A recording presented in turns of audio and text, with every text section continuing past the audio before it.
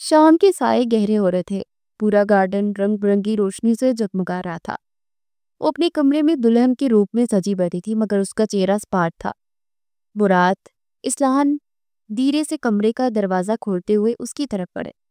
آئینے میں اپنے باپ کا عکس ابھرتے دیکھ انشال مراد نے ہونٹوں پر مسکراہٹ سجائے رخ پھیرا۔ ماشاءاللہ، میری بچی چاند کا ٹکڑا لگ رہی ہے۔ وہ آگے بڑھتے اس کے ماتھے پر اپنے ہونٹ رکھ چکے تھے۔ انشال کی آنکھیں بھیگ گئی۔ اس نے اپنے باپ کے ہاتھ اپنے ہاتھوں میں لیتے چونے۔ بابا، آپ خوش ہیں نا؟ مراد اسلحان نے اپنی نگاہیں جھکائے۔ ہاں بیٹی، تم مطمئن ہو تو میں بھی مطمئن ہی۔ انشال کے ہونٹوں کی مسکراہٹ گہری ہو گئی۔ اسی لمحے ملازم نے بارات کے آنے کی اطلاع دی تو مراد اسلحان مہمانوں کے استقبال کے لیے کمرے سے باہر نکل گئے۔ انشال کے ہونٹوں پر آسودہ سی مسکراہٹ پھیل گئی۔ کچھ ہی لمحوں بعد وہ لڑکیوں کی جھرمٹ میں چلتی اسٹیج پر بیٹھے۔ عمر رسیدہ شخص کے پہلو میں جا بیٹھی تھی۔ وہ لگ بھگ اس کی باپ کی عمر کا تھا جو آج اس کا شوہر بننے جا رہا تھا۔ مہمانوں کے چہرے پر کچھ وقت کے لیے حیرت کے آثار ابھرے، مگر وہاں عمر کے فرق کو کوئی خاص اہمیت نہیں دی جاتی تھی، اس لیے سب دوبارہ سے گپ شپ میں مصروف تھے۔ دلہا کے منہ سے ایجاب و قبول کے الفاظ ادا ہوئے تو قاضی نے انشال کی طرف رخ پھیرا۔ ان کے الفاظ ابھی منہ میں ہی تھے کہ ترکی کے پوش علاقے میں قائم اس وسیع اور عریض بنگلے کے مرکزی دروازے سے گاڑیوں کا ایک قافلہ اندر داخل ہوا۔ سب کی نظریں اس طرف تھی۔ گھسرتی وجود کا مالک وہ شخص گاڑی سے قدم نکال کر گارڈن میں پہنچ چکا تھا۔ اس کے ہمراہ گارڈز کی فوج تھی۔ ان سب کے ہاتھوں میں گن دیکھ کر سب مہمانوں میں خوف و ہراس پھیل گیا اور وہ ان کے راستے سے ہٹتے چلے گئے۔ کچھ ہی لمحوں میں اس شخص نے سب کچھ اپنے ہاتھ میں لے لیا۔ لڑکی کے سر پر گن رکھتے اس نے زبردستی نکاح کیا اور جس طرح پھن پھناتا ہوا وہاں پہنچا تھا اسی طرح لڑکی کو اپنے ہمراہ لیے وہاں سے نکل گیا۔ مہمانوں کے ساتھ ساتھ مراد اسلحان بھی اپنی جگہ بت بنے بیٹھے رہ گئے۔ باران خلیل اپنے آفس میں کھڑا شیشے کی دیوار کے پار کا منظر دیکھ رہا تھا۔ شام کا ڈھلتا ہوا سورج اور اس کی کیبن کی خاموشی اسے ماضی کے خیالوں میں دھکیل رہی تھی۔ باران بیٹا، اٹھ جاؤ، آج اسکول جانے کا ارادہ نہیں ہے کیا؟ نازلی اپنی 6 سالہ بیٹے کا ماتھا چومتے محبت سے اسے جگا رہی تھی۔ باران نے کسمساتے ہوئی آنکھیں کھولی۔ اپنی ماں کے محبت بھرے انداز پر اس کے چہرے پر مسکراہٹ پھیل گئی۔ تھوڑی ہی دیر میں وہ یونیفارم پہن کر سیڑھیاں اترتا ہال میں پہنچا جہاں اس کے بابا خلیل قمر بیٹھے ناشتہ کر رہے تھے۔ باران کے لیے اس کے ماما اور بابا ہی آئیڈیل تھے۔ اسے کبھی بھی اپنے ماں باپ کو جگڑتے ہوئے نہ دیکھا تھا، ورنہ یوگ کے اس ماحول میں وہ اسکول جاتا تو آس پاس کے لڑکے اپنے اپنے پیرنٹس کی باتیں ایک دوسرے سے شیئر کیا کرتے تھے، مگر باران نے ہمیشہ اپنی ماں کے چہرے پر مخصوص مسکراہٹ اور اپنے پاپا کے چہرے پر سکون دیکھا تھا۔ یہی وجہ تھی کہ اس کے لیے اس کے پیرنٹس آئیڈیل تھے۔ خلیل قمر اور نازلی کی بھی اپنی بیٹی میں جان بستی تھی۔ باران کی پیدائش کے بعد ایک حادثے میں نازلی کو اندرونی چوٹ لگی تھی جس کی وجہ سے وہ دوبارہ کبھی ماں نہ بن سکی۔ ان تینوں کی دنیا ایک دوسرے کے گھیرٹ گھومتی تھی اور وہ اس دنیا میں بے حد خوش تھے۔ خلیل قمر شہر کے مشہور کمپنی کے باس کے سیکرٹری تھے۔ ان کی زندگی میں پیسوں کی بھی کمی نہ تھی۔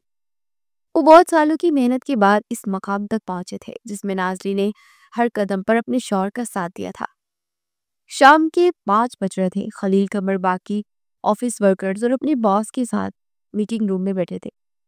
ان کی کمپنی ایک بہت اہم پروجیکٹ پر کام کر رہی تھی جس کا آئیڈیا کل انہوں نے آفیشلی ریویل کرنا تھا۔ اسی آئیڈیا پر کچھ ضروری نکات ڈسکس کرنے کے لیے یہ میٹنگ بلائی گئی تھی۔ میٹنگ ختم ہونے کے بعد باس نے وہ اہم فائل خلیل قمر کے ہاتھ میں تھمائی۔ کل تک ان کی حفاظت آپ کی ذمہ داری ہے۔ خلیل قمر وہ فائل آفس میں رکھنے کی بجائے اپنے ساتھ کر لے آئے تھے۔ گھر کے لاکر میں وہ فائل حفاظت سے رکھنے کے بعد وہ بے فکر ہو کر سو گئے۔ اس آئیڈیا کی ابھی تک کوئی کاپی نہیں بنائی گئی تھی کیونکہ وہ آئیڈیا اس کمپنی کی قسمت بدلنے والا تھا۔ اسی لیے خلیل قمر کے باس اس معاملے میں حد سے زیادہ احتیاط برت رہے تھے کہ جب تک ان کی کمپنی خود آئیڈیا ریویل نہیں کرے گی تب تک اسے کسی کے ہاتھوں میں نہیں دینا چاہتے تھے۔ رات کے 1 بجے کے وقت پورا گھر خاموشی میں ڈوبا ہوا تھا جب 2 سائے دیوار پھلانگتے ہوئے گھر میں داخل ہوئے۔ ان کے ہاتھوں میں لوڈڈ گنز تھی۔ ہال سے گزر کر وہ خاموشی سے ہر کمرے کا دروازہ کھولتے، اندر جھانکتے اور پھر بند کرتے تھے۔ اس کے بعد وہ سیڑھیاں چڑھتے ایک کمرے میں داخل ہوئے۔ کمرے میں ہلکی سی مدھم روشنی میں بیڈ پر لیٹے 6 سالہ بچے پر ان کی نظر پڑی تو ان کی آنکھوں کی چمک پڑ گئی۔ انہوں نے خاموشی سے کمرے میں قدم رکھا۔ کمرے کی لائٹس آن کرنے کے بعد وہ بچے کے سر پر پہنچ گئے۔ باران نے آنکھوں پر روشنی پڑنے سے کھسمسا کر آگے ہو گئی، مگر اپنے سامنے کالے ماسک میں لپٹے چہرے دیکھ کر اس کی معصوم آنکھوں میں خوف اتر آیا اور کمرے میں ایک دل خراش چیخ گونجی۔ نقاب پوش افراد نے فوراً آگے بڑھ کر اسے اپنے حصار میں لیا اور اس کی کنپٹی پر پسٹل باندھ کر کھڑے ہو گئے۔ خلیل قمر اور نازلی باران کی مسلسل چیخوں کی آواز سن کر ہڑبڑاتے ہوئے تھے اور ننگے پاؤں بھاگتے باران کے کمرے میں پہنچے، اگر سامنے کا منظر دیکھ کر ان کے پاؤں تلے سے زمین کھسک گئی۔ خلیل قمر کی غصے سے کانپتی آواز نے خاموشی کو توڑا۔ کون ہو تم دو؟ چھوڑو میرے بیٹے کو، دور ہٹو اس سے۔ ان میں سے ایک نقاب پوش فرد نے کہکا لگایا۔ چھوڑ دیں گے خلیل صاحب، ایسی بھی کیا جلدی ہے؟ گرائے مہمانوں کی تو خاطر تواضع کر دو۔ خلیل قمر کے چہرے کا رنگ ایک لمحے کے لیے فک ہوا۔ انہیں کچھ حد تک اندازہ ہو رہا تھا کہ وہ لوگ کیا چاہتے ہیں، مگر وہ دل ہی دل میں دعا کر رہے تھے کہ یہ لوگ آنکھ سے لٹیرے ہیں۔ کیا چاہیے تم لوگوں کو؟ جو چاہیے میں دوں گا، مگر میرے بیٹے کو چھوڑ دو۔ سوچ لو خلیل صاحب، سودا مہنگا بھی ہو سکتا ہے، وہ آدمی خباثت سے آنکھ مارتے ہوئے کہہ رہا تھا۔ خلیل نے اپنے لہجے کو مضبوط کیا۔ سوچ لیا، بتاؤ کیا چاہیے، میں دوں گا، مگر پہلے وعدہ کرو کہ میرے بیٹے کو زندہ چھوڑو گے۔ نقاب پوش افراد کی آنکھوں کی چمک پر وعدہ۔ ناصری جو کب سے خاموش کھڑی تھی چیخی، جو چاہیے جلدی لو اور ہمارے بیٹے کو ہمارے حوالے کرو۔ نقاب پوش افراد نے گہری نظروں سے اسے دیکھا، پھر خلیل کی طرف رخ موڑا۔ تمہاری کمپنی جو آئیڈیا کل ریویل کرنے والی ہے وہ ہمارے حوالے کرتا۔ خلیل قمر کو اپنی سانسیں اٹکتی ہوئی محسوس ہوئی۔ ان کے خدشات درست ثابت ہوئے تھے۔ یہ نہیں ہو سکتا، وہ میرے پاس امانت ہے، میں اس امانت کی اپنی جان سے بڑھ کر حفاظت کروں گا۔ نقاب پوش افراد کی آنکھوں میں غصے کی لہر دوڑی اور اگلے ہی پل انہوں نے باران کے پاؤں میں فائر کیا۔ باران کے ساتھ ساتھ ناظری بھی چیخ اٹھی۔ خلیل، یہ لوگ جو مانگ رہے ہیں نا، انہیں دے دو، ورنہ یہ لوگ ہمارے بیٹے کو مار دیں گے۔ وہ مسلسل روتے ہوئے خلیل قمر کی منتیں کر رہی تھی۔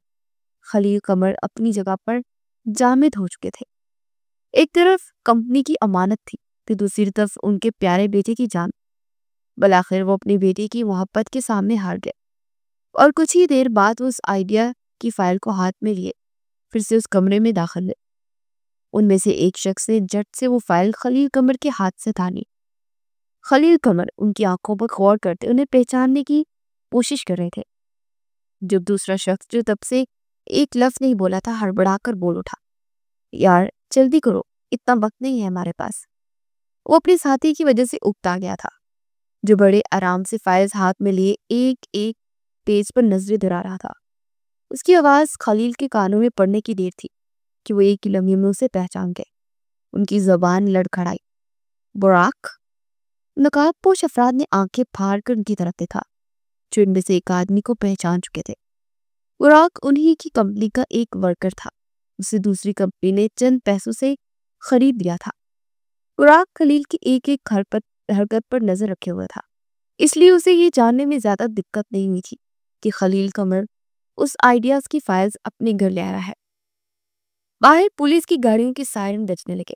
خلیل قمر جب فائلز لینے گئے تو ان کے ہاتھ ساتھ ایک نقاب پوش فرد ان کی کنپٹی پر گن تانے ساتھ گیا، مگر خلیل قمر نے پہلے اسے موقع کے لیے پلان ترتیب دے رکھا تھا۔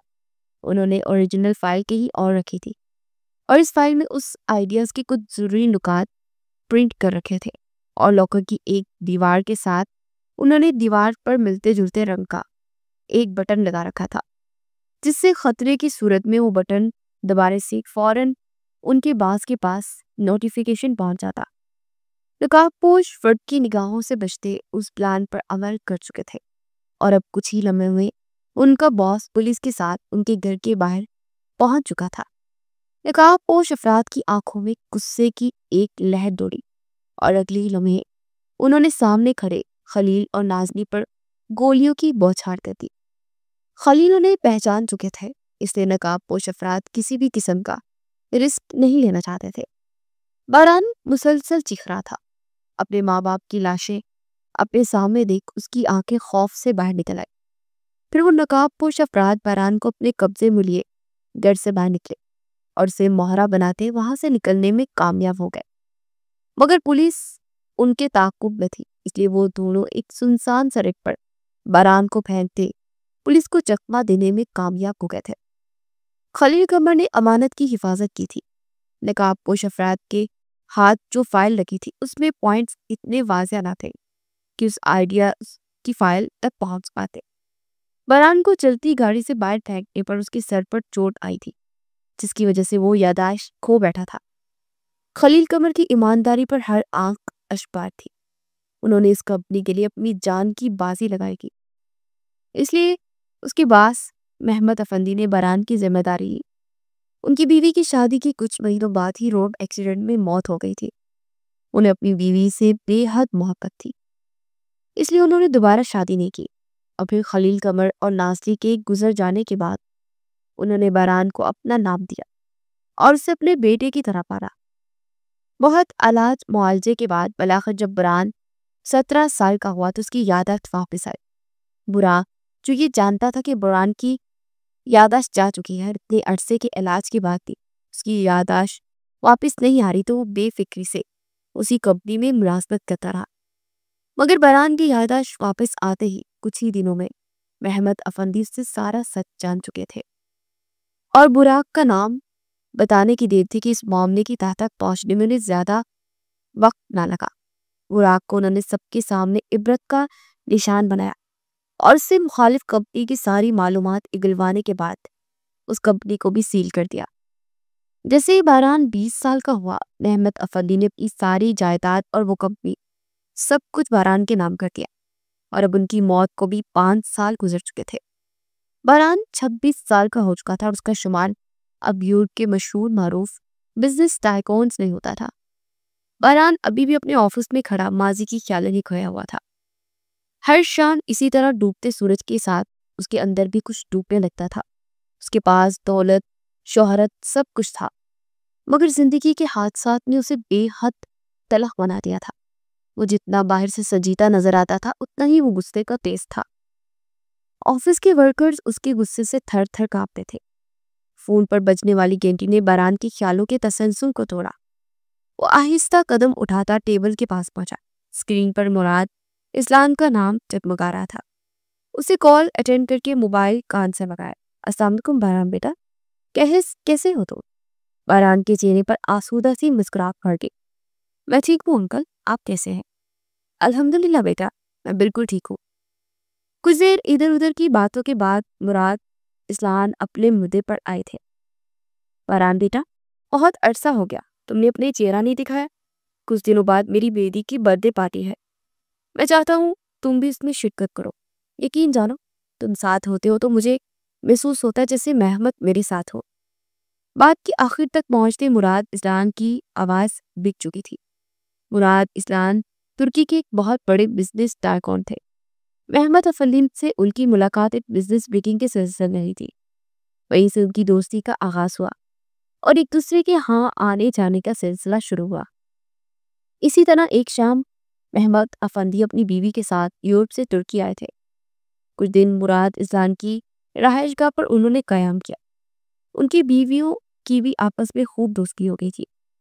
محمد افندی کی شادی کچھ ہی مہینے گزرے تھے جبکہ مراد اسلام کی بیٹی 1 سال کی ہونے والی تھی۔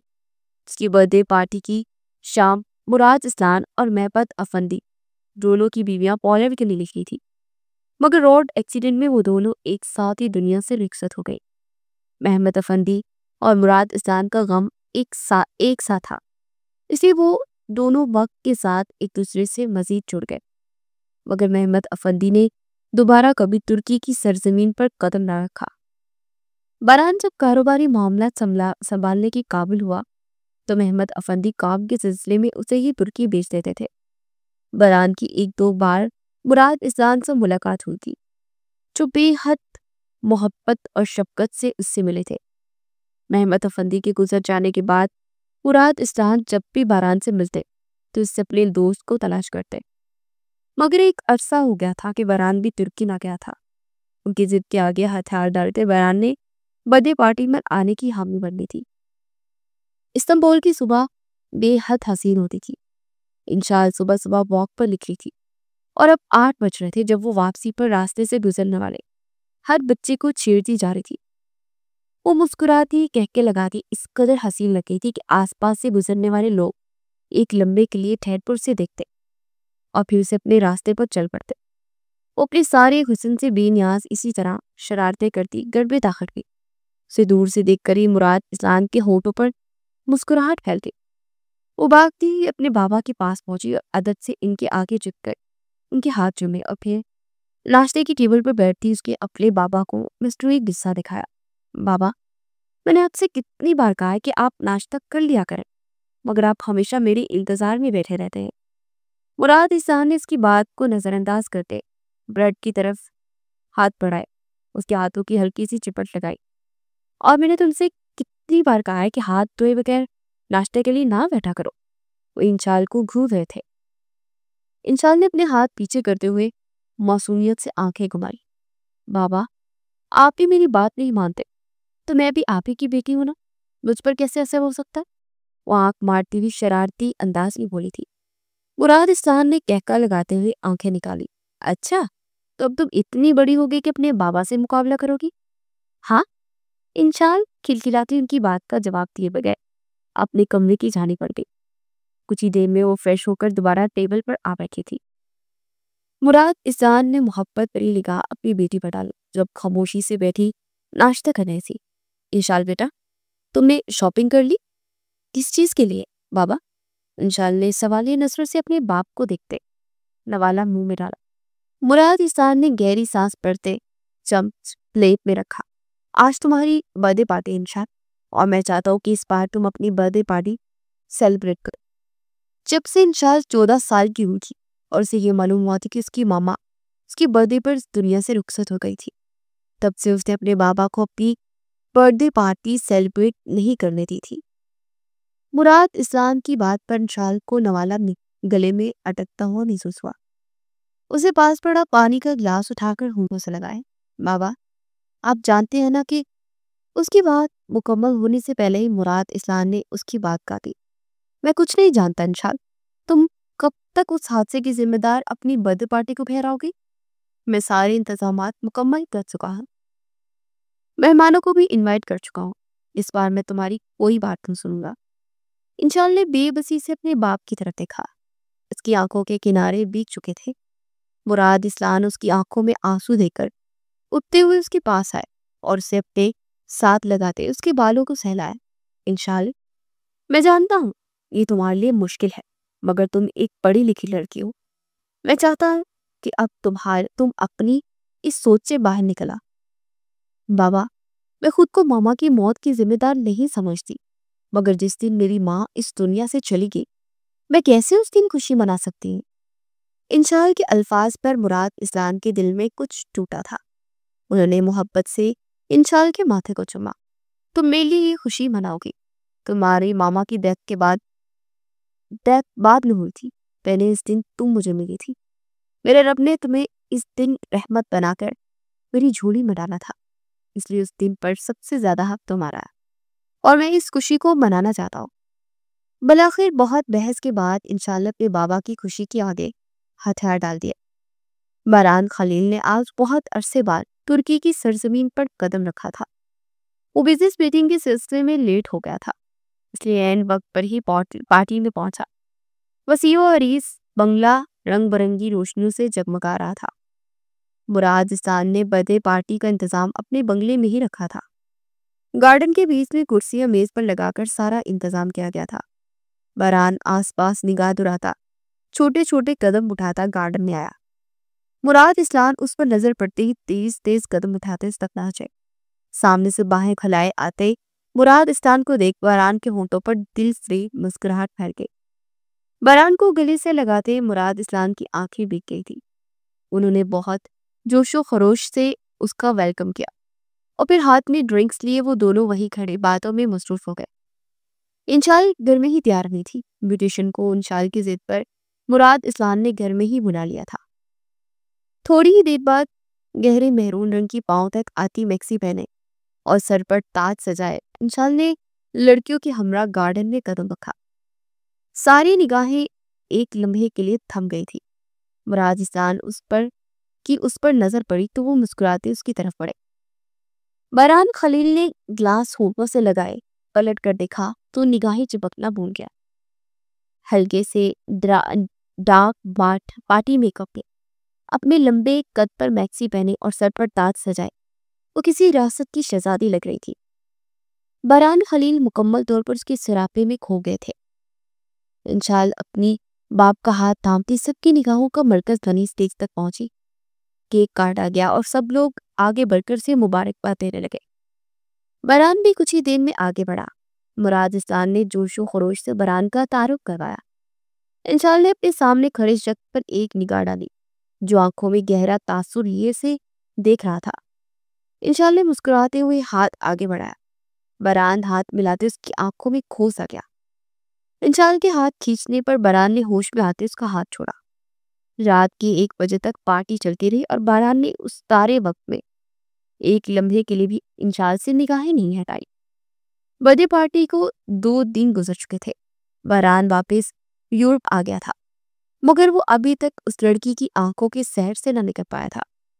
ابھی بھی وہ اپنے وسیع و عریض بنگلے میں ٹیرس پہ بیٹھا اسی کے خیالوں میں کھویا ہوا تھا۔ کچھ سوچتے اس نے موبائل اٹھایا اور مراد اسلان کا نمبر ملایا جو بن جا رہا تھا۔ اس نے کوفت سے موبائل واپس رکھا اور کرسی کی پشت سے ٹیک لگاتے پھر سے انشال کے خیالوں میں کھو گیا۔ رات کے 12 بج رہے تھے۔ مراد اسلان اسٹڈی روم میں گئے تھے، پریشانی سے اپنی پیشانی کو مسل رہے تھے۔ ایک عرصے سے ان کا بزنس لاس میں جا رہا تھا جس کی وجہ سے انہوں نے شہر کے ایک اور معروف اسف وین سے قرض لے رکھا تھا مگر اب اس قرض کی ادائیگی کی مدت بھی ختم ہو گئی تھی۔ ان کا بزنس ابھی تک نقصان میں جا رہا تھا۔ وہ 2 دن سے اپنا موبائل بھی بند کر چکے تھے۔ الطان سر مسلسل قرض کی باتوں کی ڈیمانڈ کر رہے تھے مگر مراد اسلان کی سمجھ سے باہر تھا کہ وہ اب کیا کرے۔ 2 دن پہلے انشال کی برتھڈے پارٹی میں انہوں نے الطان سر کو بھی انوائٹ کیا تھا۔ ان سے بات کر کے مزید وقت دینا چاہتے تھے مگر جو بات انہوں نے مراد سے کہی تھی مراد اسلان کا دل چاہا کہ اس شخص کو گلا دبا دے۔ الطان کی نظر انشال کی حسن پر ٹک چکی تھی اس لیے اس نے مراد اسلان کی پیشکش دی کہ اگر وہ اپنی بیٹی کی شادی اس سے کر دے تو نہ صرف اس کا قرض معاف کر دے گا بلکہ اس کے بزنس کو بڑھانے میں اس کی مدد بھی کرے گا۔ مراد اسلان کے کانوں میں اس کے الفاظ زہر بن کر اترے تھے اس لیے وہ اسے دبے دبے لفظوں میں دھمکی دے چکے تھے کہ دوبارہ یہ بات اپنی زبان سے مت نکالنا۔ اس پر الطان سر کہکا لگا کر ہنسا تھا۔ ابھی بھی مراد کے کانوں میں اس کے الفاظ گونج رہے تھے، بھائی مراد تم اچھے خاصے سمجھدار انسان ہے، میں تو شرافت سے تمہاری بیٹی کا رشتہ مانگ رہا تھا اور اس کے بدلے تمہارا سارا قرض بھی معاف کر دوں گا۔ میں نہیں چاہتا کہ تم اپنی بیٹی کے ساتھ ساتھ اپنی عزت سے بھی ہاتھ دھو بیٹھو، اس لیے میری پیشکش پر ٹھنڈے دماغ سے سوچنا ورنہ تمہاری بیٹی کو اٹھا کر زبردستی اپنے بائیں ہاتھ کا کھیل ہے میرا بنانا، کیونکہ جو چیز مجھے پسند آ جاتی ہے نا میں اسے ہر قیمت پر حاصل کر کے ہی چھوڑتا۔ الطان کی بات پر مراد اسلان کی نگاہیں پھٹی کی پھٹی رہ گئی تھی۔ پچھلے کچھ دنوں سے اس کی دھمکیوں میں اضافہ ہو گیا تھا، اس سے مراد اسلان نے انشال پر بھی باہر جانے پر پابندی لگا دی تھی۔ خود بھی وہ اپنا موبائل بند کر کے آفس کا کام گھر پر ہی کر رہے تھے۔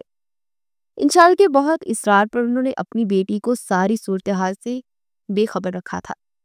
انشال بے دہانی سے سیڑھیاں اترتی اور اپنے بابا کو پکارتے اس کی نظر ڈرائنگ روم تک پڑی تھی جہاں ایک شخص اس کی طرف پیٹ کیے بیٹھا تھا۔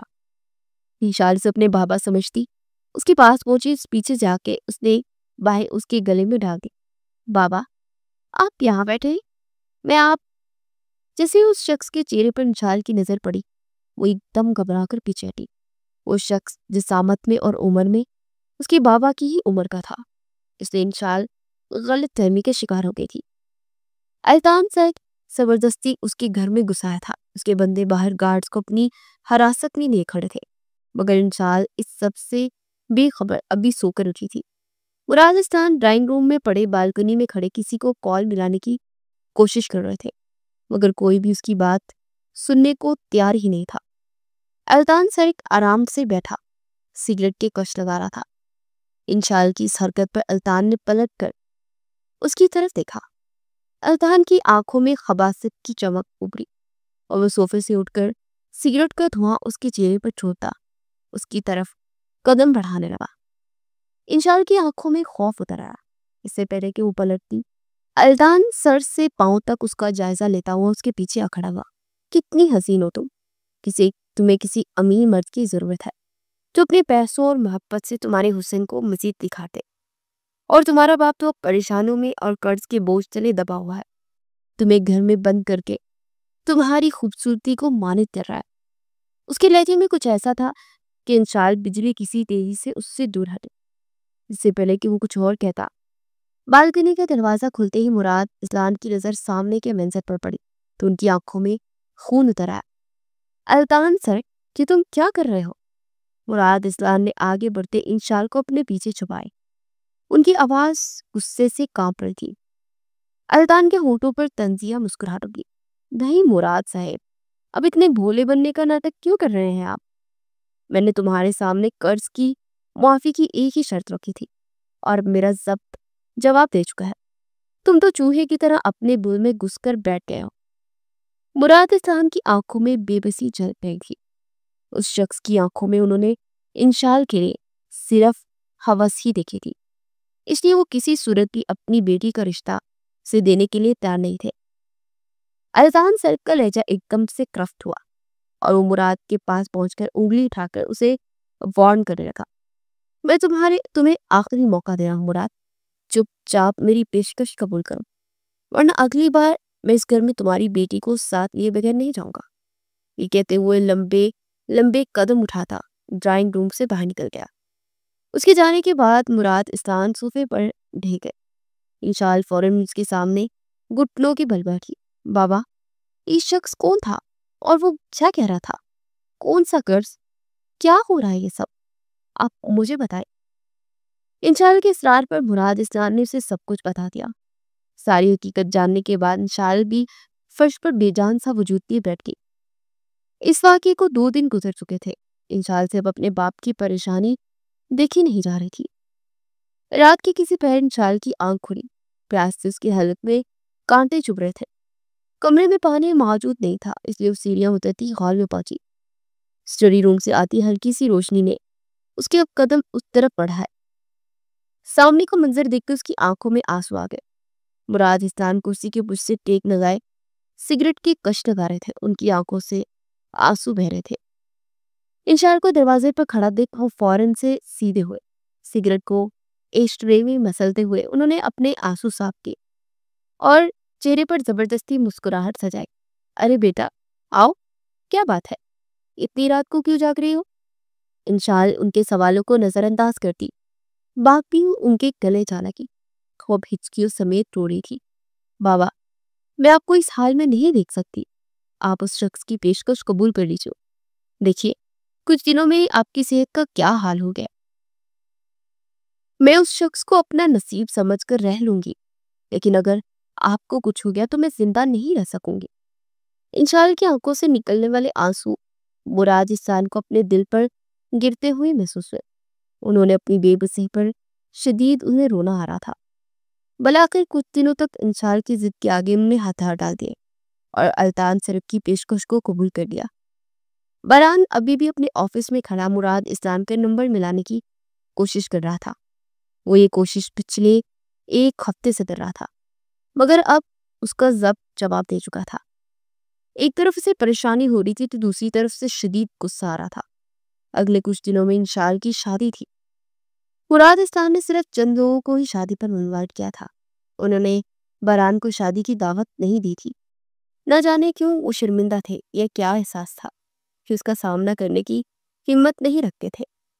بلاخر جھنجھلاتے ہوئے بران نے ترکی میں موجود اپنے ایک اور بزنس پارٹنر جو کہ اس کے دوست بھی تھے انہیں کال ملائی۔ کچھ ہی لمحوں بعد کال اٹینڈ کر لی گئی۔ بران نے چند ہی منٹوں میں مراد اسلام کی ساری معلومات دینے کو کہا۔ کچھ گھنٹوں بعد بران کے موبائل کی گھنٹی بجی۔ اس نے لپک کر فون اٹھایا، مگر دوسری طرف سے ملنے والی خبر اس کے اعصاب پر بجلی بن کر گری۔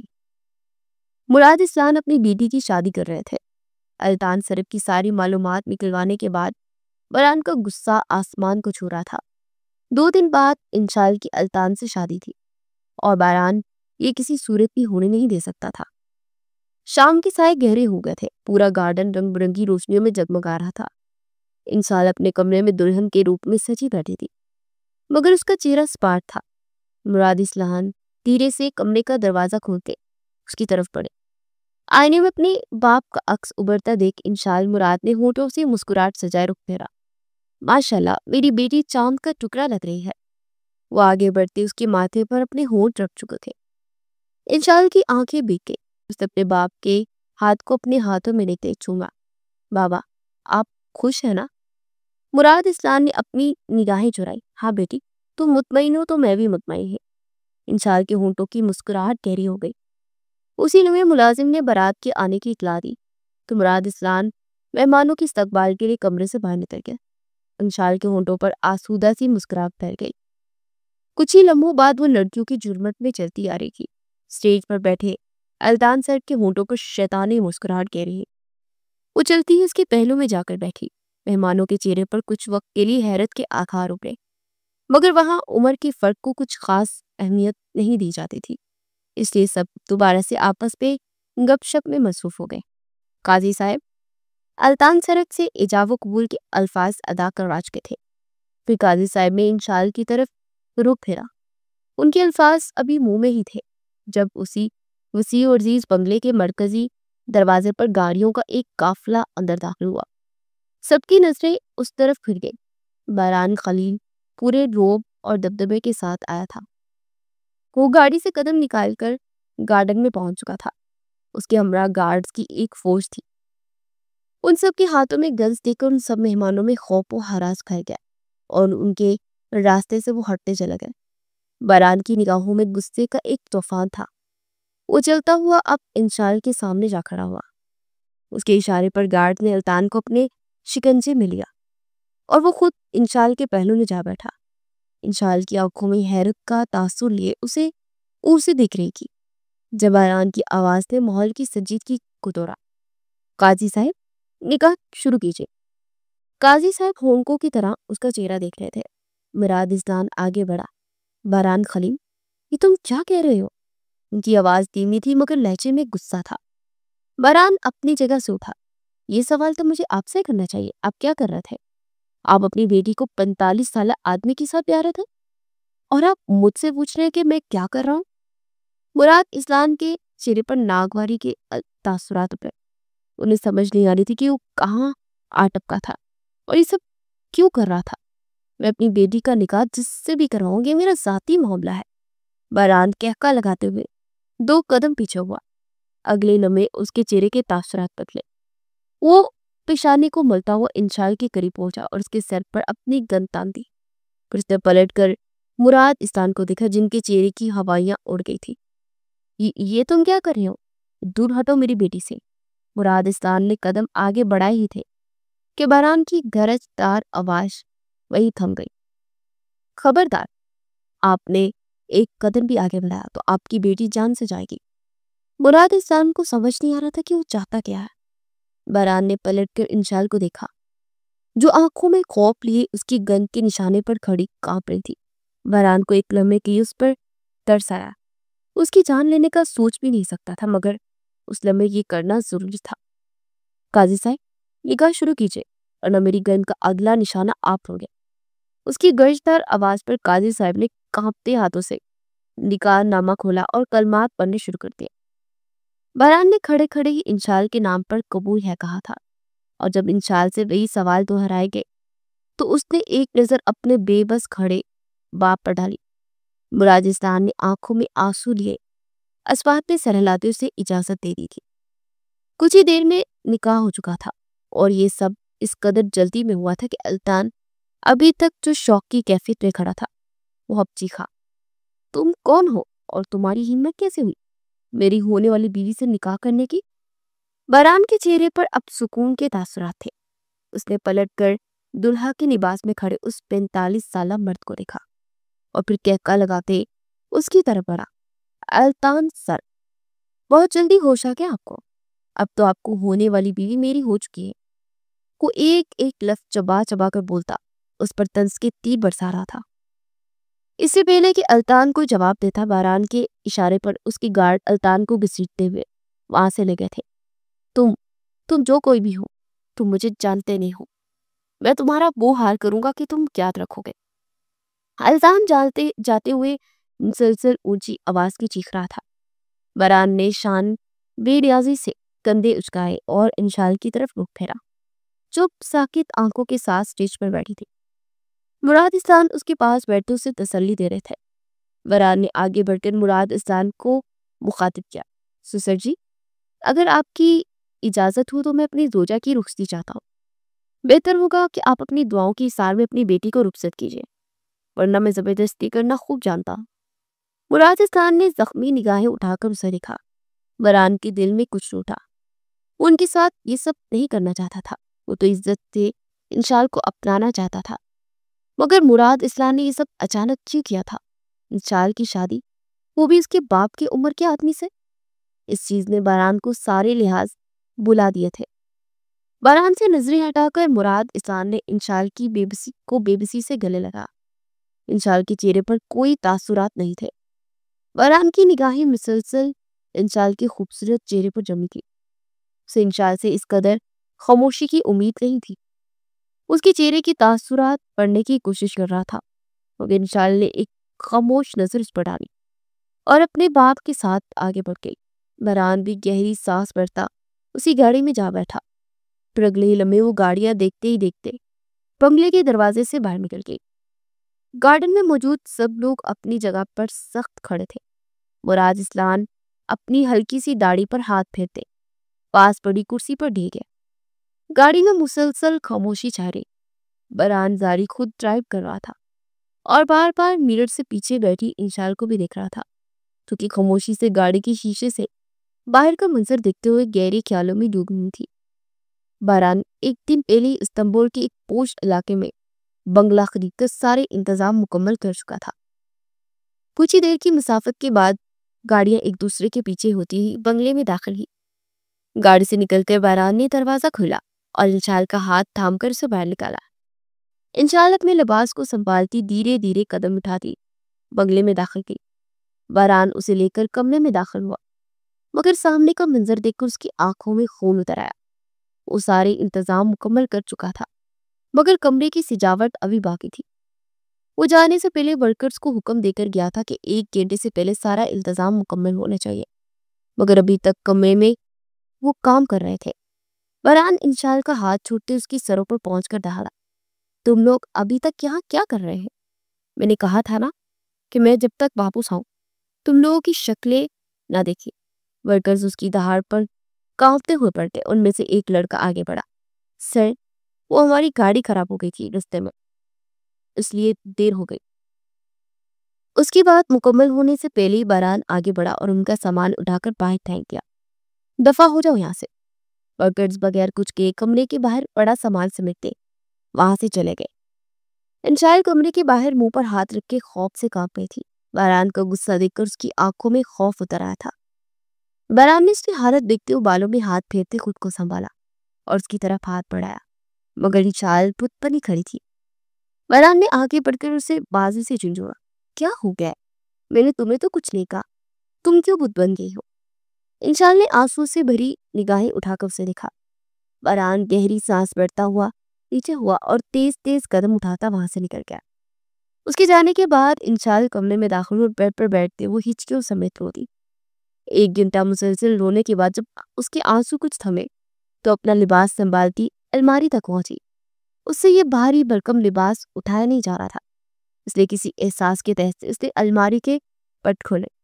سامنے اس کی ضروریات کی ہر چیز موجود تھی۔ اس کے چہرے پر حیرت کی تاثرات ابھرے۔ تو کیا یہ سب انہوں نے پلاننگ کے تحت کیا ہے؟ انشال زیر لب پڑپڑائی، الجھی سی کھڑی کی۔ پھر اس نے ایک ڈریس نکالا اور واش روم میں گھس گئی۔ वॉशरूम से निकलने के बाद वो बहुत देर तक सोचों में उलझी बेड पर बैठी रही। फिर न जाने कब उसे नींद आ गई, उसे खुद भी एहसास न हुआ। बरहान गार्डन में बैठा सिगरेट के कश लगा रहा था। इंशाल की खौफ से बड़ी आंखें देखकर उसे अब खुद पर गुस्सा आ रहा था। वो जितना अपना गुस्सा संभालने की कोशिश करता, इतना ही वो आपे से बाहर हो जाता था। उसे सिगरेट इस ट्रे में मसलते हुए कुर्सी के पुष्ट से टेक लगा। इंशाल के दिल में अपना खौफ नहीं बिठाना चाहता था, मगर चाहकर भी वो अपना गुस्सा कंट्रोल नहीं कर पाता था।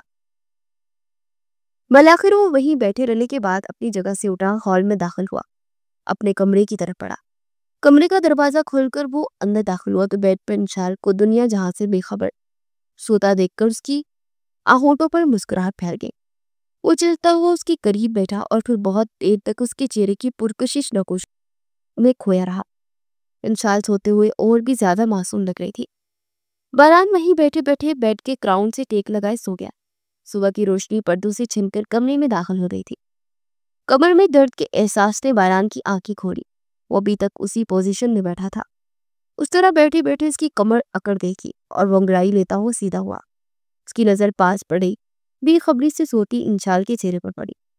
उसने हाथ आगे बढ़ाकर उसके चेहरे से जुल्फों को कुचलता। किसी लम्स के एहसास के तहत इंशाल ने आंखें खोली। बरहान को अपने इतना पास देखकर वो एक झटके से उठकर डूबी। बरहान उसकी इस हरकत पर तब क्या, मैं तुम्हें खाने नहीं लगा था, मत भूल कि मैं शौहर हूं तुम्हारा। इंशाल बेड से उठ खड़ी। आप भी मत भूले कि आप जबरदस्ती मेरे शौहर बने हैं। उसके दो टोक जवाब पर बरहान का पारा मजीद हाई हुआ। वो बेड की दूसरी साइड से उतरकर उसकी तरफ पड़ा। अगले लम्हे इंशाल सर पर से उसका खौफ तारी हो चुका था। वो पीछे हटती दीवार से जा लगी। बरहान आहिस्ता आहिस्ता कदम उठाता उसके सर पर पहुंचा, मगर इंशाल की खौफ से बड़ी आंखें देखकर उसने अपने गुस्से को संभाला और हाथ की मुट्ठी भींची और उसके पास जोर से दीवार पर मुक्का मारा। बरहान उसे समझ नहीं पा रहा था। वो उससे शदीद मोहब्बत करता था और बदले में उसकी मोहब्बत चाहता था। जो भी हुआ मगर उसके शौहर था, मगर इंशाल की नजर में उसकी कोई अहमियत नहीं थी। ये सोच उसे दबा गई थी। इंशाल ने खौफ से आंखें बंद कर ली। बरहान एक नजर उसके चेहरे पर डालता कमरे का दरवाजा खोलकर बाहर निकल गया। अगले चंद दिन इसी तरह गुजर गए। बरहान अब उसके पास आने से कतराता था। वो इंशाल को इस रिश्ते को कबूल करने के लिए वक्त दिन हो जाता था। आज बरहान सारा दिन ऑफिस रहा था, इसलिए इंशाल ने पूरे बंगले में घूम फिर कर जायजा लिया था। हर काम के लिए बरहान ने अलग अलग मुलाजिम रखे हुए थे।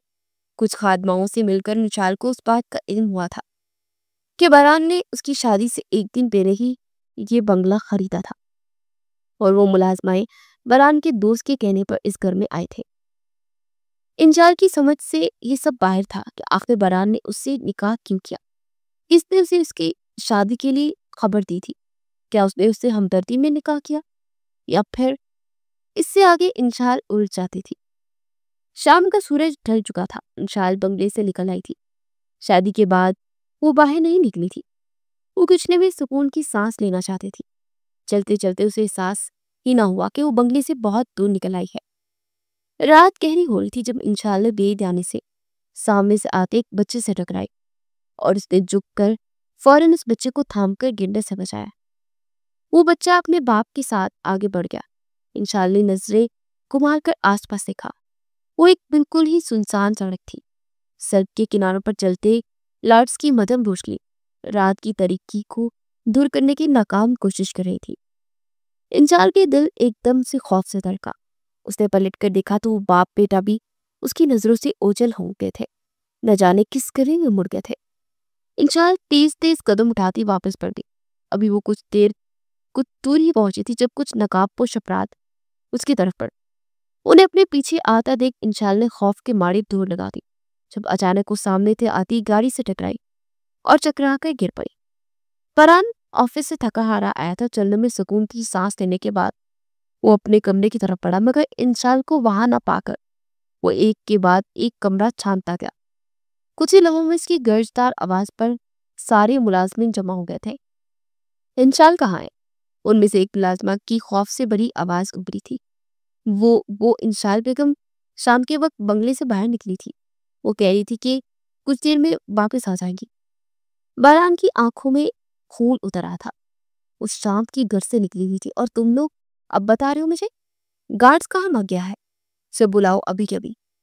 گارڈ جو کھانے کے لیے بگلے کے قریب سے ریسٹورنٹ میں گیا ہوا تھا ایک ملازم کی کال کرنے پر بھاگتا ہوا چلا آیا اس سے پہلے کہ وہ ہاتھ باندھ کر کھڑا ہوتا. باران نے آگے بڑھ کر اس کا گریبان اپنے ہاتھ میں لیا. میں نے تمہیں کہا تھا کہ انشال پر نظر رکھو اور کہیں بھی جائیں تو مجھے اطلاع دینا. اور تم کہاں مرے ہوئے تھے جب وہ بنگلے سے باہر نکلی؟ گارڈ خوف سے کانپ رہا تھا. سر وہ مجھے نہیں معلوم تھا. شاید میں واش روم میں گیا ہوں گا تو وہ گھر سے باہر نکل گئی ہوں گی. باران نے اسے ایک جھٹکے سے چھوڑا اور وہ لڑکھڑاتا ہوا فرش پر گرا. تم سب کو میں واپس آ کر فارغ کرتا. وہ تیز تیز قدم اٹھاتا گاڑی کی طرف بڑھا اور اگلے لمحے اس کی گاڑی زناٹے بڑھتی بنگلے کے دروازے سے باہر نکل گئی. پچھلے آدھے گھنٹے سے وہ سڑکوں پر گاڑی کما رہا تھا. آس پاس نظریں دوڑاتے اس کی پریشانی پر فکر کی لکیریں گہری رہتی جا رہی تھی. وہ ابھی مین گیٹ سے نکل کر سنسان گلیوں میں آ گیا تھا جب سامنے سے آتے ایک مرد پر اس کی نگاہ پڑی جو اپنے بیٹے کا ہاتھ تھامے آ رہا تھا. باران نے گاڑی اس کے قریب روکی اور گاڑی سے نکل کر ان کے سامنے جا کھڑا ہوا. اس کی آواز اب بے بسی سے کانپ رہی تھی. وہ انشال کا حلیہ بتاتے ہوئے تقریباً رو دینے کی در پر تھا. آدمی نے فوراً اس بات میں سر لاتے ہوئے اسے بتایا کہ تھوڑی دیر پہلے ہی دوسری گلی میں اس کے بیٹے سو ٹکرائی تھی. باران ان کا شکریہ ادا کرتا واپس گاڑی میں بیٹھا. وہ گاڑی ہوا کی رفتار سے بگا رہا تھا جب سامنے سے بھاگتی آتی انشال پر اس کی نگاہ پڑی. اس سے پہلے کہ وہ بریک لگاتا وہ گاڑی سے ٹکرا چکی تھی. باران ایک جھٹکے سے گاڑی سے اترا اور اس نے انشال کا سر اٹھا کر اپنی گود میں رکھا. خوف کے مارے بے ہوش ہو چکی تھی. پیچھے سے آتے نقاب پوش افراد نے باران کو سامنے دیکھ کر اس پر گولی چلائی. انشال کو اغوا کرنے کی نیت سے آئے تھے. انشال سڑک سنسان پر نکلی تھی. سامنے سے آتے مرد اور بچی کو دیکھ کر وہ چھپ گئے تھے اور اب پھر سے اس کے پیچھے تھے کہ نہ جانے کہاں سے وہ شخص آ ٹپکا تھا. گولی باران کے کندھے کو چھو کر گزری تھی. پیچھے سے گشت پر نکلے پولیس افسران سامنے کا منظر دیکھ کر دوڑے اور نقاب پوش افراد کو اپنی حراست لینے گیا. باران اور انشال کو ہسپتال پہنچانے کے بعد ان دونوں افراد کو پولیس اسٹیشن میں لے جا کر سارا سچ گواچتے تھے. وہ لوگ التان کے آدمی تھے جنہوں نے موقع دے کر انشال کو اغوا کرنے کا کام سونپا تھا مگر وہ بری طرح ناکام ہو چکے تھے اور اب سارا سچ بھی اگل چکے تھے. باران کے شولڈر سے گولی نکال کے ٹانگے لگا گئے مگر اسے یہ درد بہت ہی کم لگ رہا تھا. وہ تو انشال کے ہوش میں آنے کا انتظار کر رہا تھا. جیسے انشال نے آنکھیں کھولی وہ جو اس کے بیڈ کے پاس ہی بیٹھا تھا جٹ سے کھڑا ہو گیا. انشال تم اکیلی کیوں باہر نکلی؟ تم نے کہیں جانا تھا تو مجھے بتا دیتی تو تمہیں لے جاتا. اگر تمہیں کچھ ہو جاتا تو میرا کیا ہوتا؟ ہاں وہ مسلسل بولتا جا رہا تھا. انشال کی نگاہوں کے سامنے رات کا منظر گھوما تو وہ روتی ہوئی باران کے سینے سے لگی. باران نے خاموشی سے اسے اپنی باہوں کے حصار میں لیا. انشال کو کھو دینے کے خوف سے اس کی روح کو ہلا دیا تھا. انشال تم نہیں جانتے مجھے تم سے کتنی محبت ہے. تمہیں کچھ ہو جائے گا اس سوچ نے ہی میری جان نکال دی تھی. پلیز دوبارہ ایسا مت کرنا. انشال نے حیرت سے سر اٹھا کر اسے دیکھا. باران تھکے ہوئے انداز میں اس کے پاس ہی بیٹھ چکا تھا. پھر اس نے انشال کی نظروں کا مفہوم سمجھتے ہوئے ساری بات اسے بتا دی تھی کہ وہ کب سے اس کی محبت میں مبتلا ہے. انشال اس کے اظہار پر اندر تک سرشار ہو گئی تھی اور اس نے پہلی بار محبت سے باران کو نگاہ اٹھا کر دیکھا تھا. باران اس کے انداز پر پل کے چپکنا ہو گیا تھا. ان کے دل خاموشی سے ایک دوسرے کی محبت کو محسوس کرتے دھڑکے تھے. 2 دن تک باران مسلسل بالکل خاموش رہا. انشال اب بالکل نارمل ہلس کی تھی اور باران کے زخم بھی بڑھنے لگے تھے اور اس نے خود کو بہت حد تک بدل لیا تھا. اب وہ اپنے غصے کو سنبھالنے میں کافی حد تک کامیاب ہو گیا تھا. اس نے اپنا سارا بزنس ترکی میں ہی شروع کر دیا تھا. التان سڑک کو اس کے انجام تک پہنچا چکا تھا. اس کی کمپنی ختم کر دی گئی تھی اور مراد اسلام سے اس نے اپنے رویے کی معافی مانگ کر پھر سے ان کے بزنس کو کھڑا کر دیا تھا. ابھی وہ اپنے آفس سے باہر نکل کر آیا تھا جب کچن میں کھڑی انشال پر اس کی نظر پڑی. انشال نے اپنے پیچھے آہٹ محسوس کرتے پلٹ کر اسے دکھا اور بے دھیانی سے اس کے ہاتھ میں پکڑا چاقو اس کی انگلی پر چھوٹا سا کٹ لگا گیا تو اس نے ایک دم سے اپنا ہاتھ پیچھے کھینچا. باران نے فوراً آگے بڑھ کر اس کے ہاتھ کو اپنے ہاتھوں میں لیا. انشال، میں نے تمہیں کتنی بار کہا ہے کہ کچھ بھی قدم مت رکھا کرو یہاں کچن میں. جب ملازم سب کرنے کے لیے ہیں تو خواہ خود کو کھپانے کی کیا ضرورت ہے؟ باران مسلسل اس پر غصہ کر رہا تھا. انشال کی آنکھیں آنسو سے بھر گئی. اس کی آنکھوں میں آنسو دیکھ کر باران کو غصہ کم ہوا. انشال کا ہاتھ پکڑ کر اسے پاس میں صوفے پر بٹھایا اور فرسٹ ایڈ باکس لا کر خاموشی سے اس کے ہاتھ پر پٹی کرنے لگا. روتے روتے باران کا چہرہ دیکھ کر انشال کی ہنسی چھوٹ گئی. وہ جو مشکل سے اپنا غصہ سنبھالنے کی کوشش کرتے ہوئے منہ کے زاویے بگاڑ رہا تھا. انشال کو مسکراتے دیکھ باران نے گھور کر اسے دیکھا. ہنسو اور ہنسو، تمہیں تکلیف دیکھ کر بہت ہنسی آتی ہے نا مجھے. انشال کو اس پر بے تحاشا پیار آیا. اس نے آگے بڑھ کر باران کا ماتھا چوم کر خاموشی سے اسے اپنی محبت کا احساس دلایا. اس کی اس خاموش اظہار پر باران کے چہرے کی مسکراہٹ کہہ رہی ہوں. انشال تیرے دل میں اپنے رب کا شکر ادا کر رہی تھی. باران نے بھی اس کے پاس بیٹھتے ہوئے سکون سے آنکھیں موند لی. انشال اس کی بیران زندگی میں بہار بن کر آتی تھی جس پر وہ اپنے دل و جان سے سرشار تھا.